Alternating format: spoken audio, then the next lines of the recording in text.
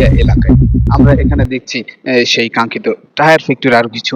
কথা না বললেই নয় দর্শক, আপনারা দেখছেন স্ক্রিনে ভেসে উঠেছে একটি নাম্বার থেকে ক্যাশ ইন হয়েছে ১,০০০ টাকা, অন্য একটি নাম্বার থেকে ক্যাশ ইন হয়েছে ৫০০ টাকা। আসলে টাকা দিয়ে এভাবেই সাংবাদিকদেরকে ম্যানেজ করা হয়। দেখতে থাকুন।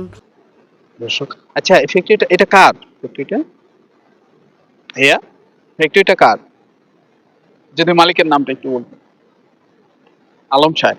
আচ্ছা, আলম সাহেবের ফ্যাক্টরি।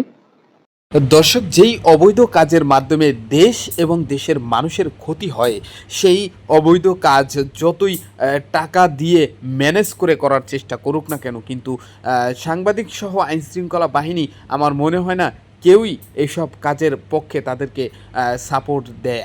দর্শক, আমরা চলে যাব পরবর্তী আরেকটি ফ্যাক্টরিতে। দর্শক, আমরা আরো একটি টায়ার পুড়িয়ে যে তেল উৎপাদন করা হয় সেই ফ্যাক্টরি আমরা দেখাবো।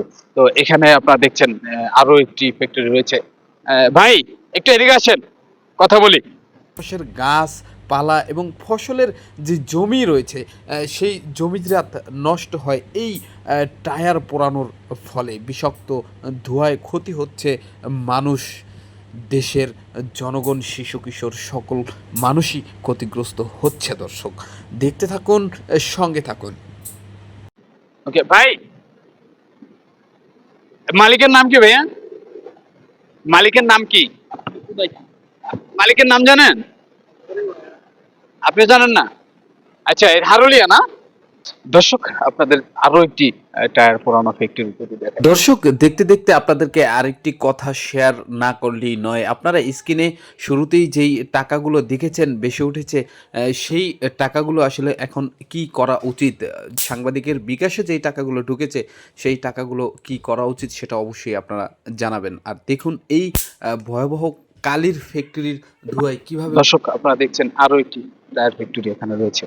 টায়ার পোড়ানো ফ্যাক্টরি রয়েছে। ভাই, ভালো আছেন আপনারা?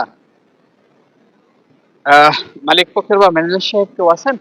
এই আপোষহীন সাংবাদিকতা করতে গেলে অনেক বিপদের সম্মুখীন হতে হয়। আশা করি সকলে সঙ্গে থাকবেন।